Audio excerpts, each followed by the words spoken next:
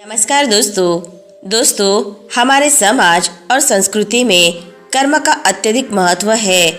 जैसा करोगे वैसा भरोगे जैसी कहावतें इस तथ्य को रेखांकित करती है कि अच्छे कर्म ही सुखद जीवन का आधार होते हैं।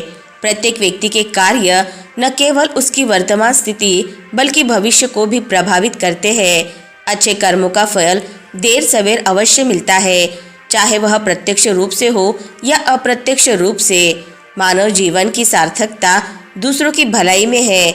जब हम सच्चाई, ईमानदारी और परोपकार जैसे गुणों को अपनाते हैं तो यह न केवल हमारे जीवन को बेहतर बनाते हैं बल्कि समाज को भी एक सकारात्मक दिशा प्रदान करता है। अच्छा कर्म करना कोई तत्कालीन लाभ पाने का समाधान नहीं, बल्कि यह एक सतत प्रक्रिया है जो अंततः सुख, शांति और संतोष प्रदान करती है। अच्छे कर्मों का फल इस अवधारणा पर आधारित है कि हमारे कर्मों का प्रभाव अनिवार्य रूप से हमारे जीवन में लौट कर आता है, चाहे वह दूसरों की मदद हो, ईमानदारी से काम करना हो या पर्यावरण और समाज के प्रति अपनी जिम्मेदारी निभाना हो। ये सभी कार्य हमारे जीवन को सशक्त और मूल्यवान बनाते हैं। इस संदर्भ में अच्छे कर्म केवल एक नैतिक कर्तव्य नहीं है, बल्कि यह एक ऐसी जीवन शैली है जो अंततः मनुष्य को आत्मसंतोष और आनंद देती है। अच्छे कर्मों का फल व्यक्ति के जीवन में सकारात्मक परिवर्तन लाता है। वो कैसे? आइए जानते हैं आज की इस कहानी के माध्यम से। उससे पहले अगर आप हमारे चैनल पर नए हैं तो हमारे चैनल को लाइक, शेयर और सब्सक्राइब जरूर से कर ले।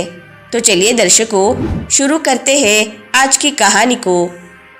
दोस्तों, प्राचीन समय की बात है। सदानंदपुर एक छोटा सा गांव जहां की मिट्टी में बसंत की खुशबू थी, लेकिन लोगों के जीवन में संघर्ष की झलक हर जगह दिखती थी। इसी गांव में माधवन का जन्म हुआ। उसका परिवार बेहद गरीब था। घर मिट्टी का बना था और छत खपरेल की थी। बारिश के मौसम में हर कोने से पानी टपकता था, लेकिन माधवन की माँ कमला हमेशा कहती, हम गरीब जरूर है लेकिन हमारी मेहनत और ईमानदारी हमारा सबसे बड़ा धन है। माधवन के पिता गोविंद दिन रात मेहनत करके दूसरों के खेतों में काम करते थे। कई बार काम के बदले पैसे नहीं, अनाज मिलता। माँ घर पर चटाई बनाती और उन्हें बाजार में बेचने के लिए माधवन के साथ जाती। एक बार गांव में भीषण बारिश हुई। खेतों में पानी भर गया और फसलें खराब हो गई। गांव के एक बूढ़े किसान राघव का घर इस बारिश में ढह गया। राघव जो पहले से ही गरीब था, अब पूरी तरह बेघर हो गया। राघव मदद के लिए गांव के बड़े बूढ़ों के पास गया, लेकिन हर किसी ने हाथ जोड़कर मना कर दिया। हम खुद मुश्किल में हैं, तुम्हारी मदद कैसे करें? यह जवाब हर जगह से मिला। माधवन ने यह सब देखा और अपने पिता से कहा, अप्पा, हमें राघव काका की मदद करनी चाहिए। पिता ने जवाब दिया, हमारे पास खुद कुछ नहीं है बेटा। लेकिन माधवन ने हार नहीं मानी। उसने अपने दोस्तों को इकट्ठा किया और सबने मिलकर राघव के लिए मिट्टी के ईंट बनाना शुरू किया। गांव के अन्य लोग जो पहले मना कर चुके थे, माधवन के उत्साह को देखकर मदद के लिए आगे आए। कुछ ने लकड़ियां दी, कुछ ने खाना। धीरे धीरे राघव का नया घर बन गया। घर बनकर तैयार हुआ तो राघव की आंखों में आंसू थे। उसने माधवन को गले लगाकर कहा, बेटा, भगवान तुम्हें हमेशा खुश रखे। जो दूसरों की मदद करता है, भगवान उसकी जरूर सुनता है। समय के साथ माधवन बड़ा हो रहा था। उसने गांव के प्राथमिक स्कूल में पढ़ाई पूरी की और आगे पढ़ाई का सपना देखा, लेकिन घर की आर्थिक स्थिति इतनी कमजोर थी कि माधवन को पढ़ाई छोड़कर खेतों में काम करना पड़ा। माधवन ने देखा कि गांव में बहुत सारे लोग मुश्किलों में जी रहे थे। कुछ के पास खाने को नहीं था तो कुछ इलाज के लिए तरस रहे थे। उसने ठान लिया कि वह अपने जीवन को दूसरों की मदद के लिए समर्पित करेगा। एक दिन गांव की विधवा गोमती अम्मा बीमार पड़ गई। उनके पास इलाज के पैसे नहीं थे। माधवन ने अपने पिता से कहा, अप्पा, हमें गोमती अम्मा की मदद करनी चाहिए। पिता ने कहा, हमारे पास खुद बहुत कम है बेटा। लेकिन माधवन ने अपनी पढ़ाई के लिए जो पैसे बचाए थे वह गोमती अम्मा को दे दिए। जब पिता को यह पता चला तो वे नाराज हुए। माधवन, ये पैसे तुम्हारे भविष्य के लिए थे, तुमने इन्हें क्यों दे दिया? माधवन ने कहा, अप्पा, अगर मैं आज गोमती अम्मा की मदद नहीं करता तो मेरे भविष्य का क्या फायदा? माधवन ने अपने सपनों को दबाकर गांव के छोटे छोटे कामों में खुद को झोंक दिया। उसने खेती में दूसरों की मदद की और अपने परिवार का भरण पोषण किया। एक दिन माधवन ने फैसला किया कि वह शहर जाएगा और नौकरी करके अपने परिवार और गांव की हालत सुधारने की कोशिश करेगा। उसने अपनी माँ से विदा ली और एक छोटी पोटली में कुछ कपड़े और रोटी लेकर शहर की ओर निकल पड़ा। शहर पहुंचते ही उसे एहसास हुआ कि यहाँ जिंदगी बहुत कठिन है।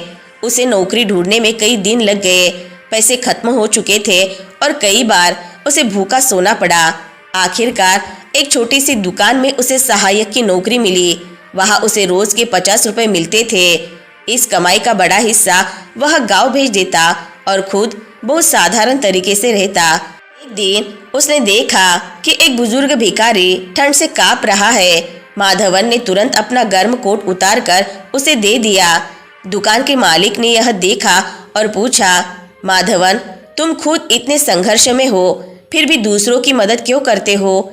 माधवन ने मुस्कुराते हुए कहा, साहब, जब मैं किसी की मदद करता हूँ तो मुझे लगता है कि मेरी जिंदगी का मकसद पूरा हो रहा है। माधवन की नेक दिली और मेहनत से उसे दुकान में तरक्की मिली, लेकिन एक दिन गांव से खबर आई कि उसके पिता गंभीर रूप से बीमार है। वह तुरंत गांव लौटा, लेकिन उसके पास इलाज के लिए पर्याप्त पैसे नहीं थे। जब गांव के लोगों को यह पता चला तो वे मदद के लिए आगे आए। राघव काका, गोमती अम्मा और अन्य ग्रामीणों ने पैसे इकट्ठे किए। उनके इस प्रयास ने माधवन के पिता का इलाज संभव हो पाया। राघव काका ने माधवन से कहा, बेटा, तुम्हारे अच्छे कर्मों का फल तुम्हें मिला है। जब तुमने दूसरों की मदद की तो आज पूरा गांव तुम्हारे साथ खड़ा है। माधवन ने अब अपना जीवन दूसरों की भलाई के लिए समर्पित कर दिया। उसने गांव में शिक्षा, स्वास्थ्य और रोजगार के लिए काम करना शुरू किया। उसने एक छोटी सी पाठशाला खोली जहां बच्चों को मुफ्त में पढ़ाया जाता था। उसने गांव के लोगों को सिखाया कि एकजुटता और दया से हर मुश्किल को हल किया जा सकता है। धीरे धीरे सदानंदपुर एक आदर्श गांव बन गया। माधवन की कहानी हर किसी के लिए प्रेरणा बन गई। दोस्तों, हम जो बोते हैं वही फल बनकर हमारी जिंदगी में लौटता है। अच्छे कर्म हमेशा समय पर अपना फल देते हैं। अच्छे कर्मों का फल मानव जीवन में शांति, संतोष और सफलता के रूप में सामने आता है। यह सत्य है कि हमारे कर्म ही हमारे भाग्य का निर्माण करते हैं। जब हम ईमानदारी, दया, परोपकार और सच्चाई के मार्ग पर चलते हैं तो ये गुण न केवल हमारे जीवन को बल्कि पूरे समाज को भी समृद्ध बनाते हैं। दोस्तों, अच्छे कर्म कभी व्यर्थ नहीं जाते।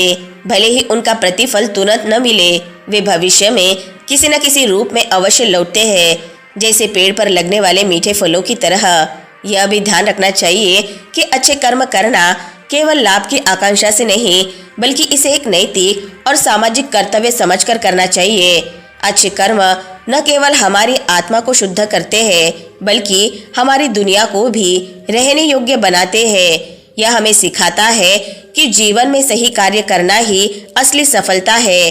इसीलिए हमें सदैव अच्छे कर्म करने की प्रेरणा लेते रहनी चाहिए, क्योंकि यही मानव जीवन का सबसे बड़ा उद्देश्य और सबसे मूल्यवान विरासत है। तो दोस्तों, आज की कहानी से आपको बहुत कुछ सीखने को मिला होगा। वीडियो अगर पसंद आई होगी तो वीडियो को लाइक, शेयर और चैनल को सब्सक्राइब जरूर से कर ले। मिलते हैं नेक्स्ट वीडियो में। तब तक के लिए अपना ख्याल रखें। धन्यवाद।